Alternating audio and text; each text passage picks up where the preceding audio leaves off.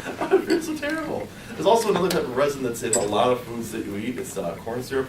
It's a refined syrupy substance that comes out of a corn, and it essentially is a resin. Any type of syrups that you get out of anything in nature is essentially a resin. You've got frankincense, which is a type of tree resin that's used for burning, for scents and stuff like that. You have, of course, maple syrups. You have honey, anything like that.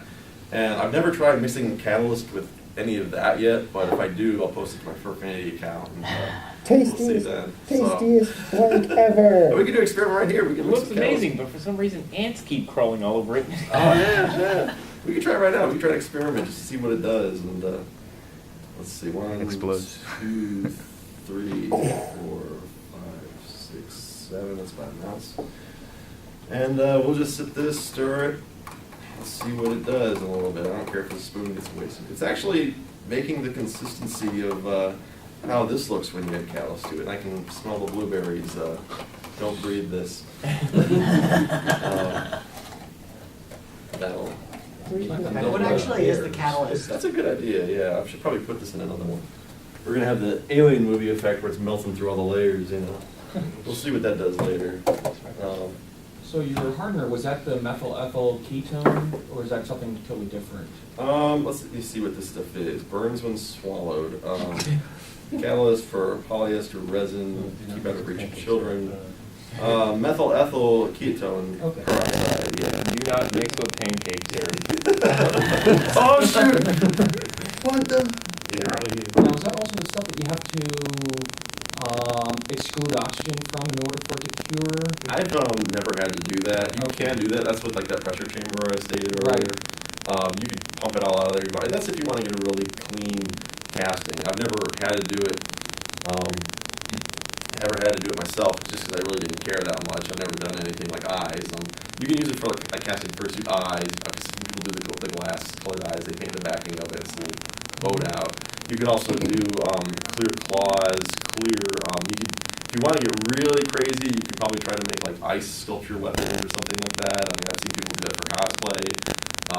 They said it took forever for them to do that. Probably dilute UV reactive paint in there too. So you'd have like a semi-transparent UV reactive. You could do that. I usually, for that, I would suggest using acrylic sheeting though, because that's already got that in there. And if it catches light, it'll glow. And at nighttime, it can glow if you spray a light coat of something that'll make it glow in the dark. So, essentially, you can mix things in resin too. There's dyes you can pick up. So if you get that clear resin, you can make it blue or red or green, whichever color you fancy. You can make a rainbow color. I've always wanted to make like a rainbow colored rectangle cube like that, just in a paperweight, just because it's fun. You can also put bugs in it. You've probably seen those in novelty shops where they have like a scorpion trapped under a little glass thing. It's actually the resin in there. And really, you can do a lot of stuff with this, not just repairing boats, costuming, doing cars. You can, one time when I used to live in a dormitory at one of the places I used to work at, I stopped ants coming in by just poured like a little thing of resin along the doorway wall, and ants stopped coming through because it hardened there. So it's really up to your imagination what you want to use the stuff with, and using common sense to keep yourself protected. I mean, like I said earlier, you really don't need this. This is for painting. I just figured I'd wear this because it looks cool. But you could wear this. You can get a half one of these. You can wear, like I said, the shirt that keeps you don't really care about. You know what I mean? As long as you don't get it on you or in you, you should be good when working with this stuff. I mean, you can go all out and get like a crazy like gas mask respirator, or you can just use one of these. I personally don't like these myself because it fogs up my glasses. So usually I don't really wear anything, which is kind of bad, right? Okay, vapor blocking. Yeah, that could work. Definitely could work. Usually you can get these for about like $1 or $2 over at Home Depot. The gloves you can get, as long as you're not allergic to the gloves, because most people are allergic to latex, you can go with the polystyrene gloves, I think these are. Nitrile? Nitrile, that's what they are, yeah. A lot of people, they aren't allergic to this. Also, try looking to see if you're allergic to stuff, because I don't know if people are allergic to the smooth-on stuff. They actually offer classes in Pennsylvania. If you ever want to try looking them up on their website, it's for about like $600. They have like a couple days where you literally go through different stages of casting and molding stuff. Way in advance. Yeah, definitely. And really, you could apply it to anything. Like if The Smooth On Factory is a very cool place to visit. If you drop in and you ask them a question, they kind of like, hey, you need to talk to John. He's doing that at home too. And they go and they get John and bring him up, and you sit there and BS for an hour. Oh, wow.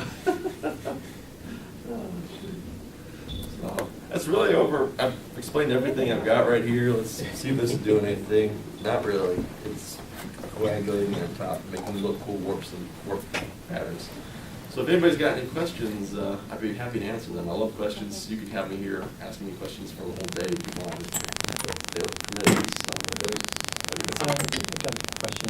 So this might, so I've probably learned more in this panel than any other panel I've been to, so thank you. oh, thank you.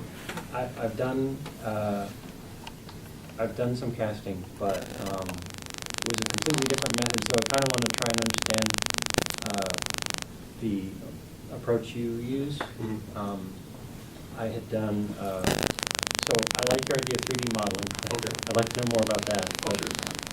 I had done a clay model covered in plaster, Okay. plaster sheets. Yeah. As a mother mold, I guess. Mhm. And then I had painted silicone onto, I guess I'm telling it out of order, but silicone onto the clay and then the mother mold on that. So you were talking about, you mentioned having like a hard shell, for example, for the head or for some of your Correct. molds. How do you actually get to your silicone molds, though? Essentially what you do is, you do it off in partitionings of it. I'm sorry, I didn't explain that earlier. What you do is, like, let's say you have this laying on its side here. You've hardened a layer of fiberglass matting like this, so it sticks out flat.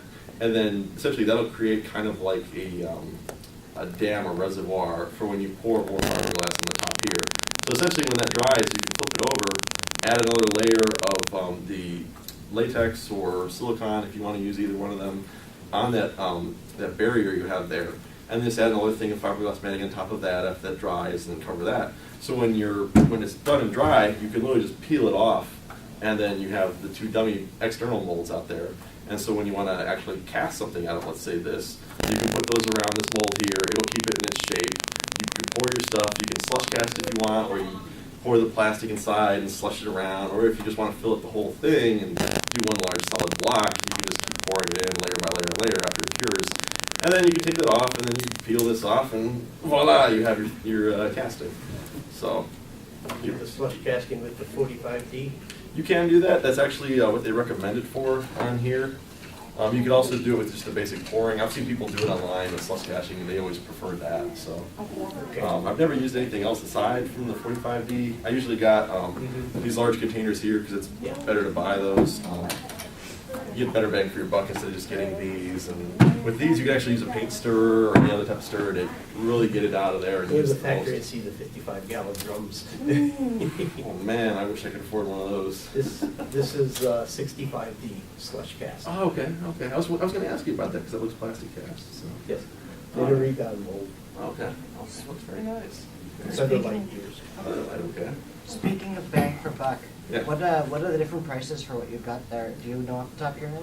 Oh, I know these are, like I said, $30 to $40. Sometimes they have them on sale for some reason at Walmart. I don't understand why, but usually they're about $45, $40 or $38 to $40.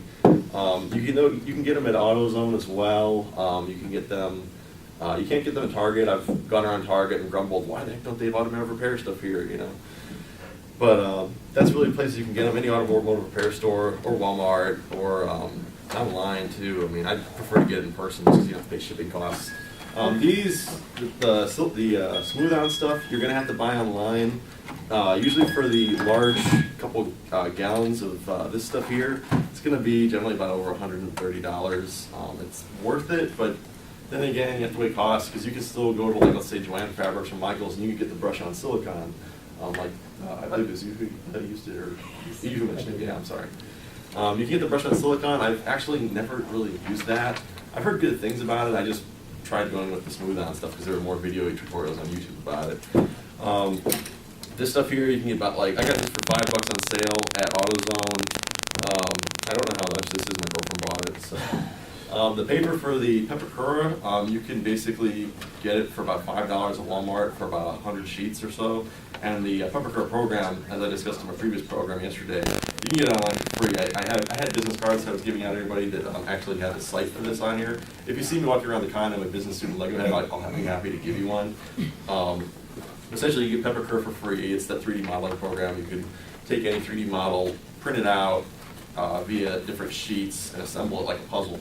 And then you add whatever you want to do with it. Totally do the claws for that too. Or at least wear yellow gloves and walk around all day. I did that once. I just couldn't get doorknobs. You know? I was like, I'm stuck here. I'm trapped. I can't say anything because I do that costume without any vocals. So Lego Man telling the tales. Use tool dip on the bottom of the claw. Oh, good do that. Gives you some grip. Could do that.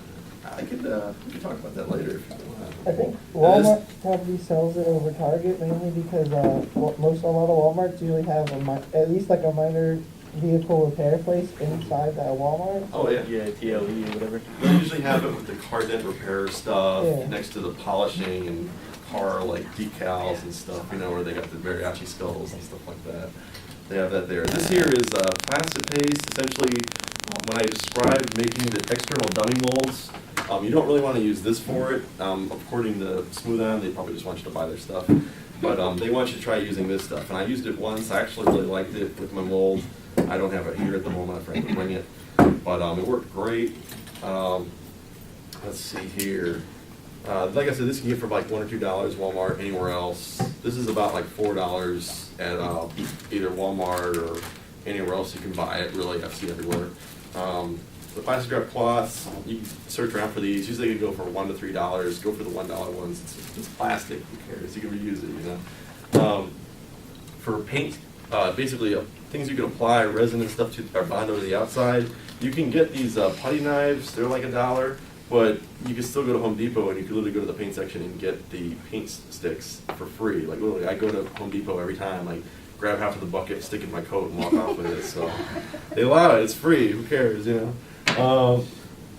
And I said like these are about $1-ish. Really, you could spend as much as you want on this. I would suggest going as low as you can and not spending too much, because you can always come back to this stuff later if you're financially stripped, and you can apply it. You could fix it up if you want. You could remake it if you want. I mean, it's really what you got to do and work on your budget with. So, any more questions?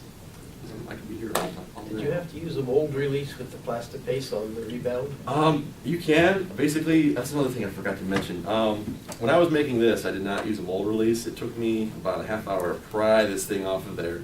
You can use the really expensive mold releases. You can get like Joanne Fabrics or like it on the website, which is even more expensive, or you can just use some cooking spray and spray it, and just to do a thin layer of that, it'll come right off. So as long as you grease it up, you know, it'll be fine. Just a little bit, not over greasing I it. found out that the shell shock in Smooth On cells actually adheres to silicone. Really? I tried making a mold, mother mold out of it, and I had to break it up with a hammer to get it off. Okay, then don't use that. Definitely don't use that. Shoot, that's a good point. I'm gonna have to remember that. Will the cooking spray break down the silicone? Or? If you do a really light spray, you don't just like go crazy with it. Don't go Jet Set Radio Future on it. Just like one little quick, and that's really about it. You really don't need that much of it.